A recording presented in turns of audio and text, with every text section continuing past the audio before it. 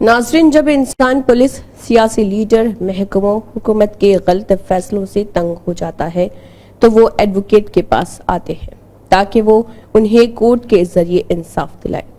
एक एडवोकेट ही होता है जो मजलूम के हक के लिए लड़ता है बिना अपनी जिंदगी की परवाह किए बगैर। लेकिन आजकल पुलिस अपनी वर्दी का नाजायज फायदा उठाकर सिविल मैटर में भी मदाखलत कर रही है। वो अपने वर्दी के दम पर सिविल मैटर को पुलिस स्टेशन में हल करना चाह रहे हैं। पुलिस का काम इंसाफ करना होता है, लेकिन आजकल पुलिस ताकतवर और जालिम लोगों का साथ दे रही।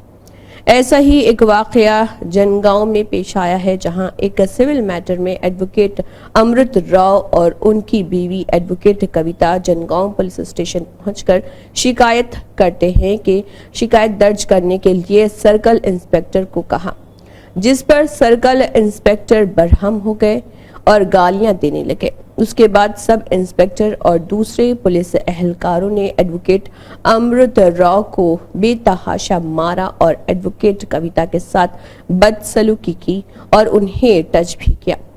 इससे ये मालूम होता है कि पुलिस कितने हद से आगे निकल गई है। जब एडवोकेट के साथ पुलिस का ये रवैया है तो आम आदमी के साथ क्या करती होगी police?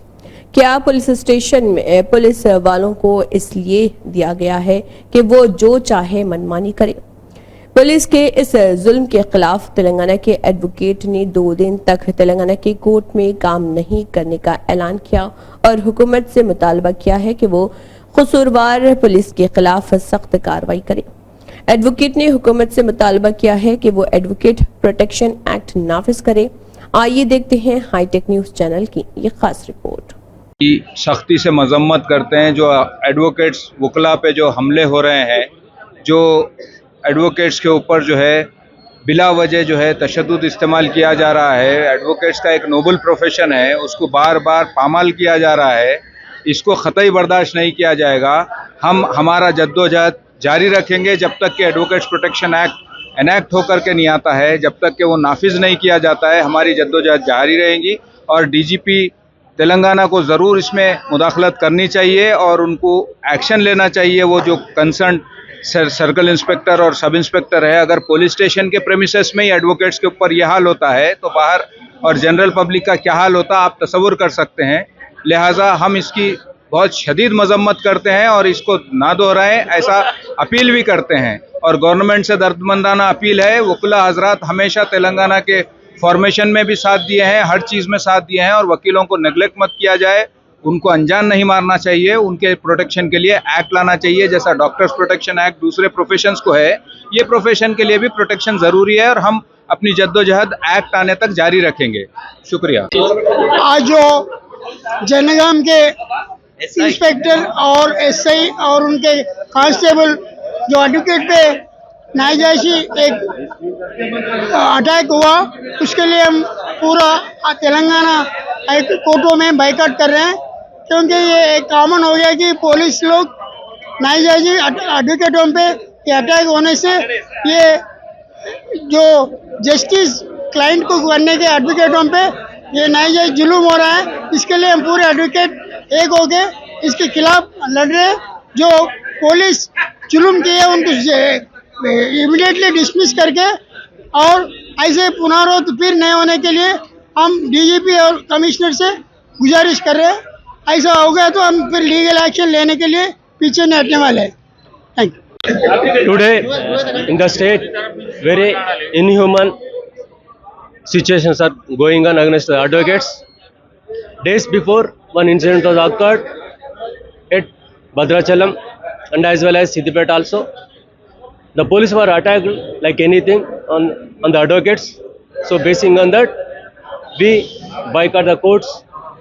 That time the concerned police were suspended. Day before yesterday, one incident was occurred and the against they went to police station to protect the right of their client and old lady. In that, Janagama CA and SI, Mr. Raghupada Reddy CA, SI Tirupati and other constables ASI, others are but the advocates and they behave like anything. So basing on that, The Jangama court advocates are boycotting since 3 days. Being a general secretary of Federation of all Telangana Bar Associations, I went there and I shown my solidarity.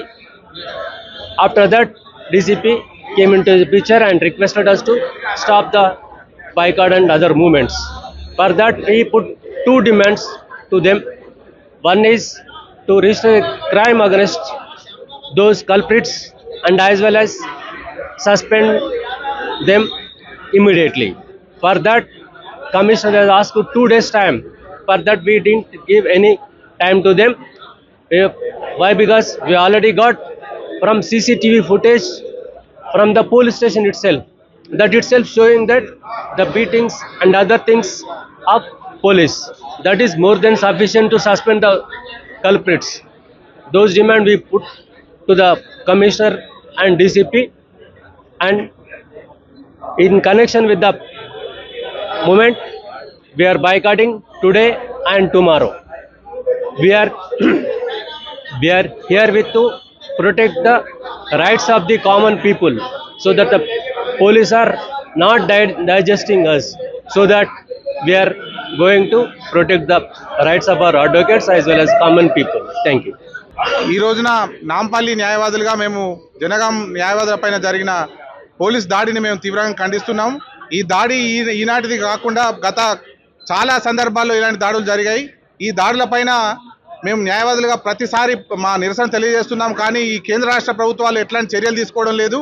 మేము ముఖ్యంగా న్యాయవాదులుగా demand చేసేది ఏంటంటే advocates protection act తీసుకురావాలని ఈ రోజున మేము demand చేస్తున్నాము. ఈ యాక్ట్ పైన రాష్ట్రంలో కానీ కేంద్రంలో కానీ ప్రభుత్వాలు ఇట్లాంటి నిర్లక్ష్య వైఖరి వహించినంత కాలం ఇలాంటి దాడులు జరుగుతూనే ఉంటాయి.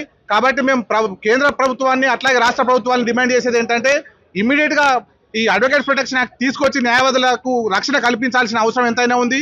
రాజ్యాంగ పరిరక్షణలో న్యాయవాదుల పాత్ర చాలా ఉంది. అట్లాగే సామాన్య పౌరుల హక్కులను కాపాడే విధిలో భాగంగా న్యాయవాదులు తమ విధులు నిర్వహిస్తున్నారు. కాబట్టి ఆ విధులను రాజ్యాంగ హక్కుల్ని కాపాడే న్యాయవాదుల పైన దాడులు ఇవి చాలా హేయమైన చర్య. ఈ పోలీసు వాళ్లకు ప్రభుత్వాల అండదండలతో చేస్తున్న ఇట్లాంటి దాడులను మేము తీవ్రంగా ఖండిస్తున్నాం. కాబట్టి రేపు భవిష్యత్ తరంలో ఈ న్యాయవాదుల ప్రొటెక్షన్ యాక్ట్ కోసం న్యాయవాదులుగా మేము అందరం పోరాడడానికి సిద్ధంగా ఉన్నామని ఈ సందర్భంగా తెలియజేస్తున్నాం. మన రాష్ట్ర డీజీపీ గారు వెంటనే స్పందించి జనగాం సిఐఎస్ఐలు ఎవరైతే న్యాయవాదుల పైన దాడి చేసినారో ఆ న్యాయవాదులకు న్యాయం చేసే క్రమంలో ఆ సిఐఎస్ఐని వెంటనే సస్పెండ్ చేయాలి, వారిపైన కఠిన చర్యలు తీసుకోవాలని మేము న్యాయవాదులుగా డిమాండ్ చేస్తున్నాము.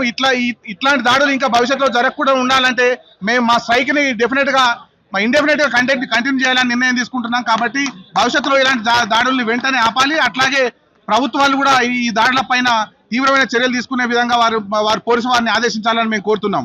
Thank you.